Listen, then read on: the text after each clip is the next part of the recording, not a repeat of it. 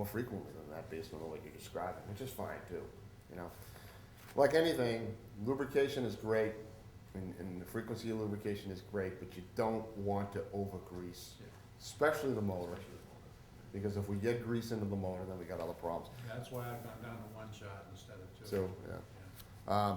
Did you want me to identify where it's lubricated? Or just the frequency, like I've done, or, Yeah, let's go through that, please, and, well, we can catch the ports or whatnot. You know, basically, why don't you show us out in the field? okay, that's good. All right, so, but you've got the pump, and again, it's really only one location on the pump. There's gonna be another location on the coupling. And again, on the coupling, and let me go to the coupling page.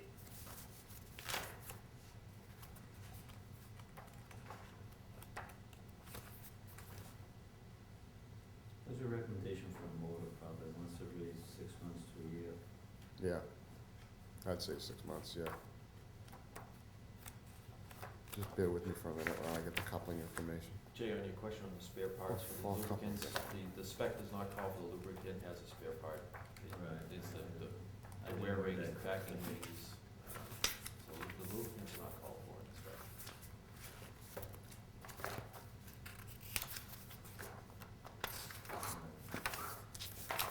Okay, what you have there is a Falk coupling, and it's a Falk's 1070T. And I'm not sure, I'll bet you're familiar with Falk coupling. It's a grid type coupling. You've got two hubs with what would be considered almost like gear teeth machined into them, and then you've got a grid that connects the two, and then you've got a cover that goes over it, okay? And then you tighten down on them, and that's basically how you transmit the torque from the motor to the pump.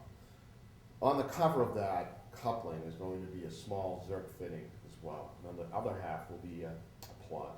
So you could, obviously, pump is not running. Locked up. Maybe you're locked out, right? And you're gonna obviously feed grease into one Zerk, one into the coupling cover, and then you can unplug it until the grease comes out the other side.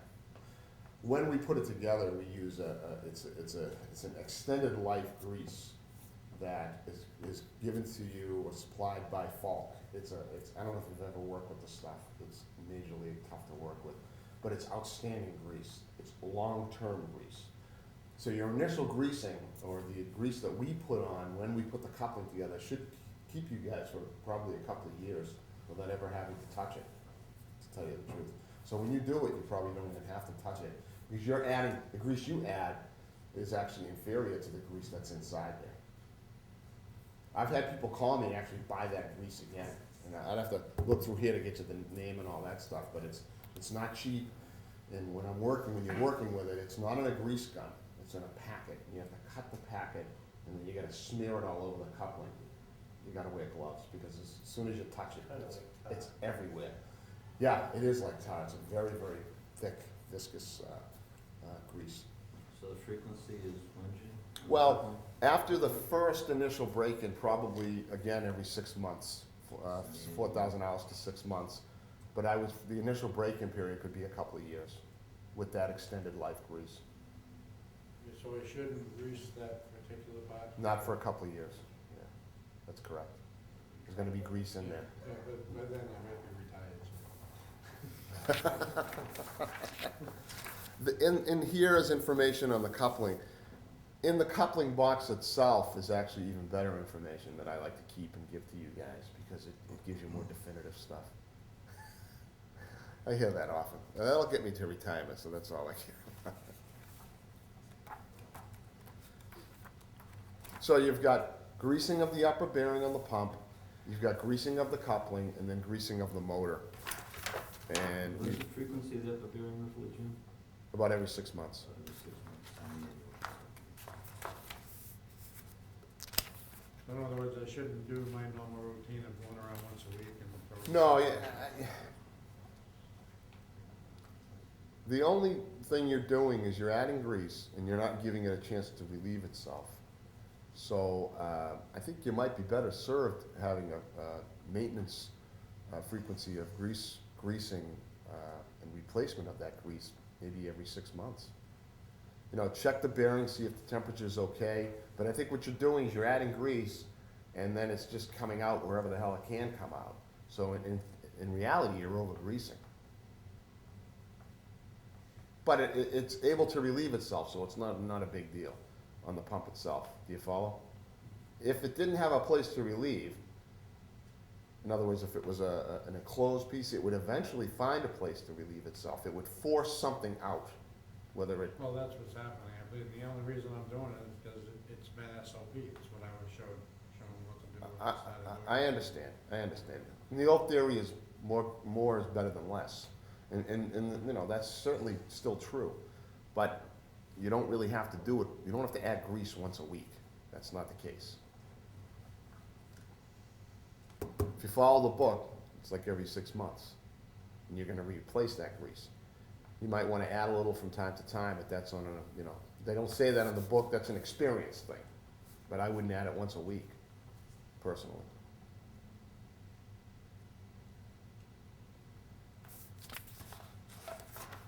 In this book as well, you're gonna find information on the motor, and there's an O&M manual in here on the motor itself.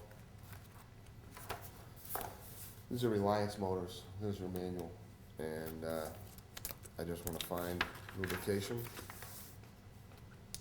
Grease lubricated bearings, recommended lubricant, page 10.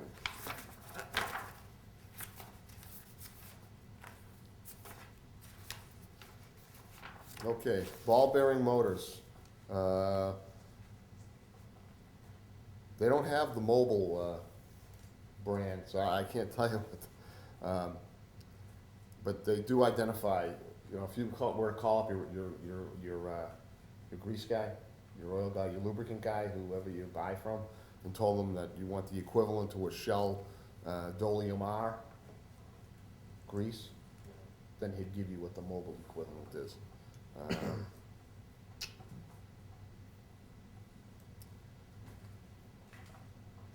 Yeah, and you have grease lubricated bearings on either end. In here again, service conditions, lubrication frequency. I believe these are,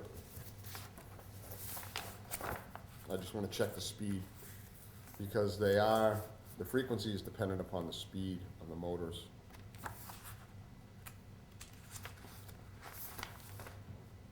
Oh, well, it doesn't matter. 1800 RPM and slower. Standard conditions, they identify standard conditions, severe conditions, and extreme conditions. And frankly, I'd have to go through here and find out what their definition of each is. But if we look at severe conditions, it's effectively 6 months to a year to replace the grease. And again, you've got 3. How many do you run now? Two at a time. You run 2 at a time now, so you probably run 2 at a time into the future. You rotate them, I assume. So the number of hours on that will be dependent upon, obviously, how frequently you run them. But as a standard condition, rather than focusing on hours, you might want to focus just strictly okay, it's 6 months, been a 6-month period. Let's just change it. It's inexpensive insurance, I think. It's like your car. You can change the oil every 3,000 miles, or in some cases 6,000, right? 5,000-6,000. It's cheap insurance to do it every 3. At least that's what I do. You could get away with 6, but on page 11 it gives you the frequency and the volume that you're going to be adding to each bearing. Okay, right here. When it comes to the motor, if you ever require parts, replacement parts or whatever, you can either come through me as the pump supplier or the package supplier, or you can call Reliance directly, whichever you prefer. And if you buy them from the pump company, you're gonna incur a markup through the pump company of something that they're buying out. If you buy them direct, you will not. So I'll leave that up to you guys as to what would be the best way to do it. Any questions on lubrication? Did I answer them? Okay. Made my job a lot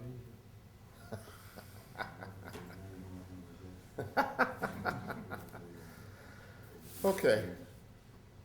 Let's talk about the pump itself. The pump has wear rings installed. You guys familiar with what wear rings are and what their role is?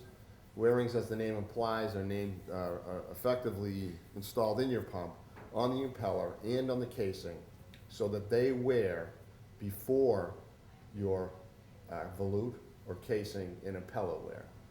So what you should do, and it gets into that in this manual, when you see a drop off in performance, increase in amp draw, effectively wear of the pump, you're gonna have to open up that casing. One of the beauties of this type of pump is that the casing comes right off. You don't have to touch the piping, very much like what you've got now. You can pull the rotating assembly out. You'll have to effectively uncouple it. And at that point, you can change the casing rings, and you'll be able to probably bring it into the shop and change the impeller rings. Once the clearance is doubled, that's what you can do. You can also be a little creative and check your casing rings or check your impeller rings, and you can come in with undersized casing rings or oversized impeller rings. So in that particular case, you'd only be replacing one set of rings. That's up to you guys. The rings themselves are not very big, so they're not very expensive, so that's your call. Do you understand what I'm saying? You guys ever done that before? Yeah, it's just a way to get to sneak a little bit more life out of a set of wear rings, that's all. So rather than replace them in pairs, you know, if the gap is, let's say, 15 thousandths clearance between the impeller ring and the casing ring, as long as you maintain that 15 thousandths, when it gets to about 30 thousandths, you're gonna wanna do something. You're gonna see a drop off in performance, and you're gonna wanna do something. What I'm suggesting is you can leave the casing ring installed, okay? And just come in with impeller rings that are bigger on the outside diameter, so that 15 thousandths clearance between them is brought back to the original standard. You follow? Or you can replace them both. It's your call. Well, it would depend on what we have as spare parts. So Yeah, that's true too. That's very true. What you've got for spare parts now, if we supplied wear rings, and I'll bet we did, but if we supplied wear rings and you've got standard size rings, so when it comes time to replace them, you really don't have any choice. You have to replace them both sets. And you've got two impeller wear rings and 2 casing wear rings per pump. Okay? Let's see. Any questions with regards to the O&M manual? Maintenance? I didn't go over it, but in this book as well, is if you do have to do a complete overhaul of the pump, it does walk you through that overhaul. It's a pretty good book. Good part of this book is spent on installation, the initial installation. I don't spend much time with that because you guys aren't doing the initial installation. That's the contractor's job. So your job is mostly focused on operation of the pump as well as maintenance of the pump. So that's kind of what I focus on. Any questions?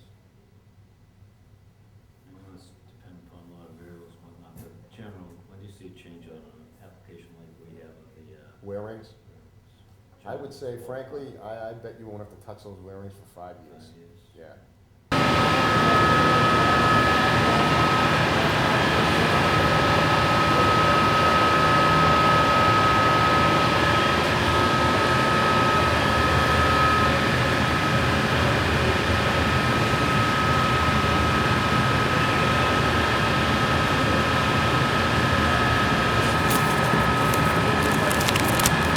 Coupling installation instructions, the long-term grease that you're going to put on the hub. Here's one half of the grid. The other half is already installed. This is what transmits the torque from the motor to the pump.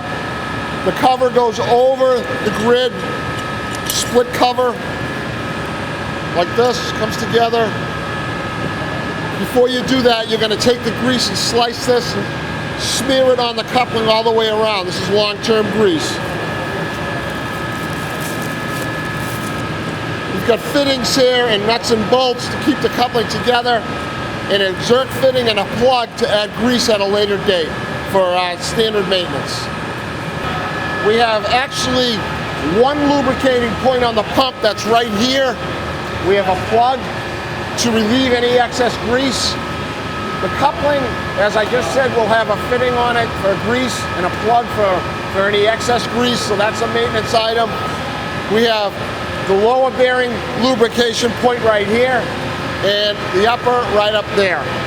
And that's all the lubrication that's required on this pump because the lower bearing is product lubricated.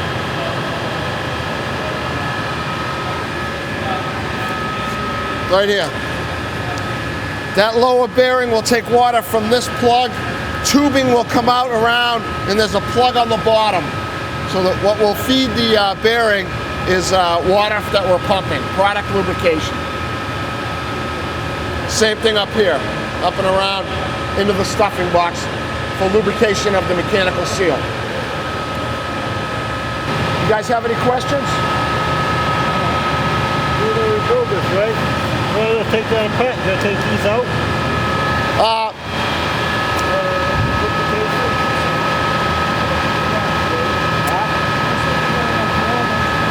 Yeah. Got an impeller in here. Yeah. Create the impeller. You're probably going to have to take these supports, one support out of the way. Support the motor. Well, you probably have to take one out of the way. This one or this one, and then slide it out. Yeah, you're right.